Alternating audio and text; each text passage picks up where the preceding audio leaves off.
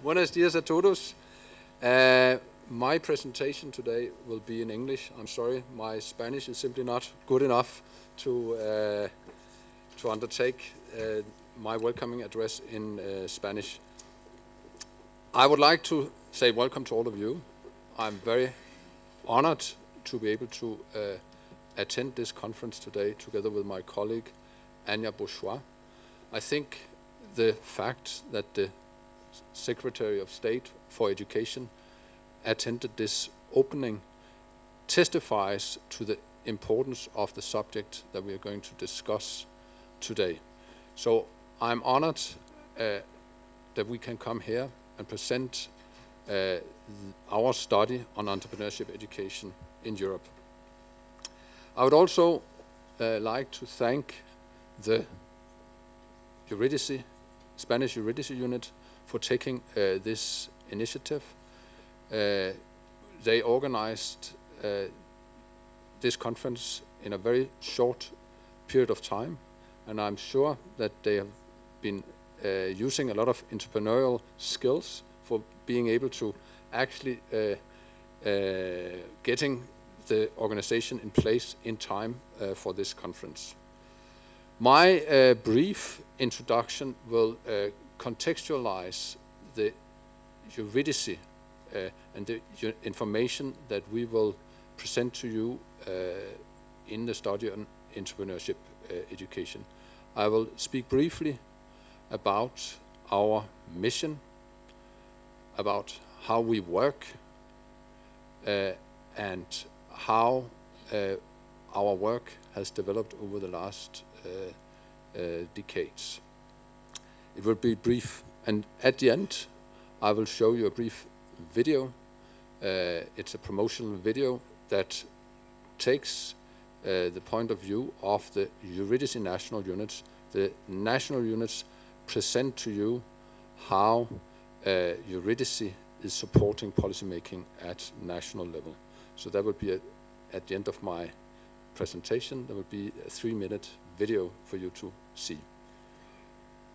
And we'll see. So our mission is, and it's the mission that the Eurydice national units have defined for themselves, is to provide those responsible for education systems and policies in Europe with European level analysis and information which will assist them in their decision making.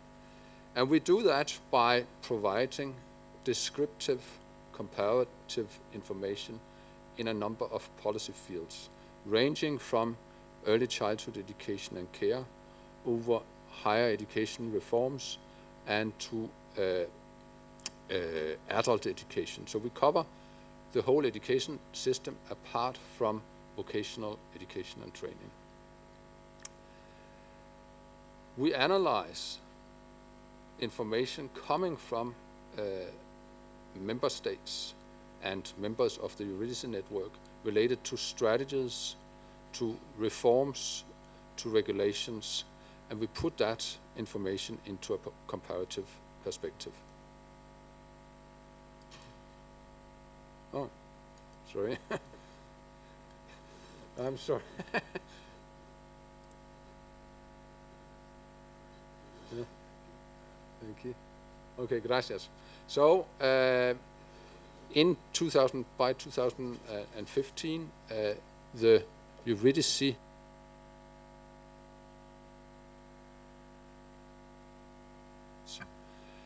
in 37 countries. It's been an ever-expanding network since it was initiated in 1980, and it's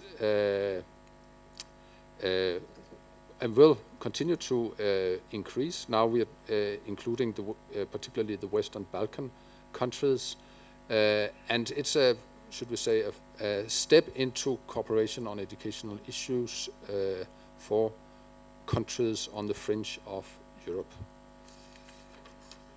We collect, and we are in the middle of the figure, we collect information from these countries and from these national units and put them into a comparative perspective in my unit in Brussels.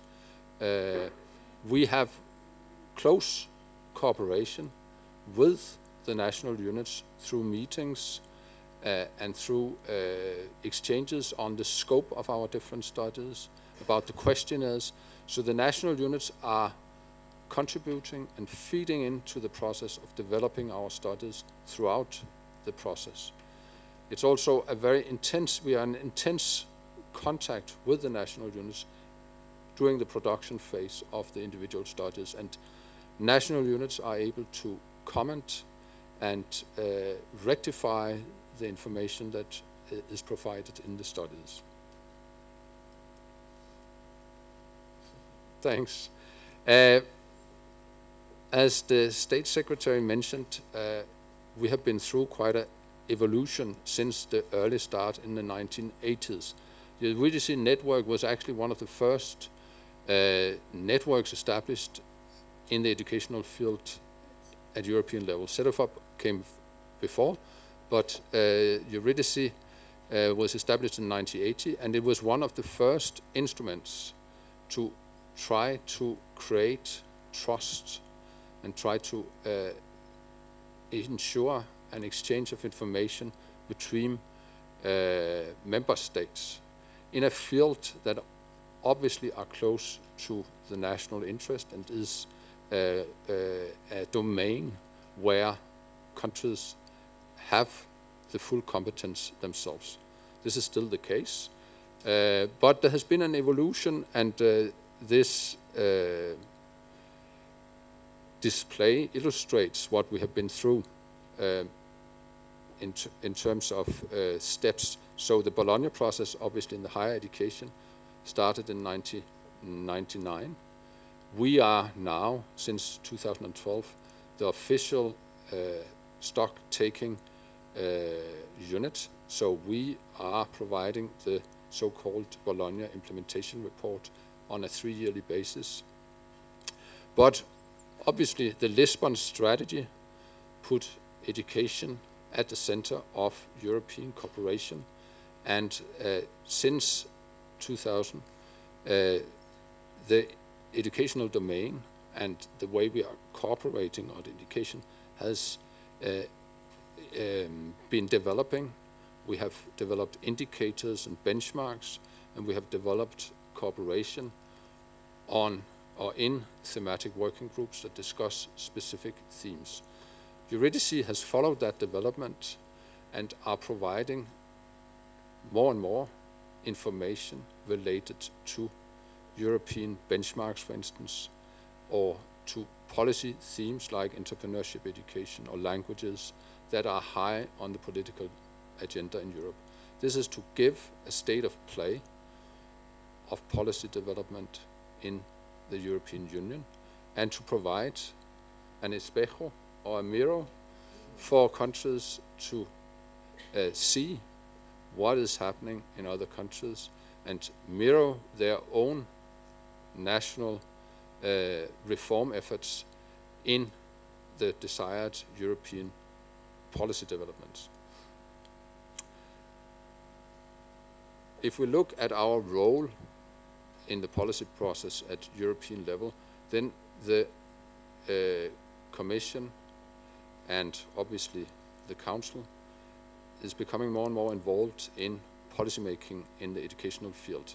It's clear, it's stated in the treaty, and it's also clear in all the Council conclusions that member states are themselves responsible for policies in the educational domain.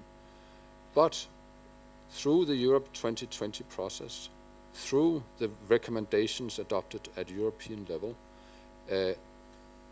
the Commission is asked to provide guidance and advice in a number of policy domains. And this is done through the so-called Europe 2020 process, where, based on its analysis, the Commission looks at giving guidance to the member states through the so-called country-specific recommendations. Countries, as I say, are themselves responsible for implementing or not implementing the advice that they receive from the European Commission. And this is important to stress that it is really guidance to member states. It's a guidance function, it's a discussion function with member states that the Commission is undertaking in view of improving the education system in the different European countries. We have then the national implementation, and again I stress that nations can implement what they feel is suitable for their specific national context. And our role is then, together with other evidence providers like the OECD, Eurostat, CEDEFOP, is to provide a stock taking. What is happening actually at the level of the member state? What are they actually doing in view of the different policy frameworks that they have adopted? How are they moving forward to achieving the different policies that they have agreed at European level? And this leads then into the policy process, identification of gaps, areas where more could be done, and then a new cycle where EU objectives, policies and frameworks are identified and translated into policy guidance. And it's clear for the Commission to be able to provide legitimate policy guidance, it needs to have a good understanding of national education systems. Without the guidance that the Commission provides cannot be considered legitimate. And this is where juridicy comes in. This is where juridicy plays a role. We provide information that allows the Commission to better understand what is actually going on in the different member states. We provide the mirror that allows the Commission to look at what kind of reforms are member states undertaking and how do they correspond to the agreed policy frameworks at EU level. So that's our role in terms of the Europe 2020 process. We are providing the information that allow the Commission to understand better national education systems. And as you will see in my last slide, we are actually covering quite a lot of different themes. And this is just over the last couple of years. So we have covered areas like tackling early leaving from education and training. This is an area where there is clear EU recommendation. We are active on early childhood education and care. As I mentioned, higher education, we are producing specific thematic reports on higher education, but we are also responsible for monitoring the Bologna implementation with regard to the Bologna report. And as we will discuss and start discussing now, we are active on entrepreneurship education. So we have a wide array of activities and domains where we are looking into reforms. So that was my opening. Thanks a lot for attending this conference. We have been looking very much forward to coming to Spain and present our report.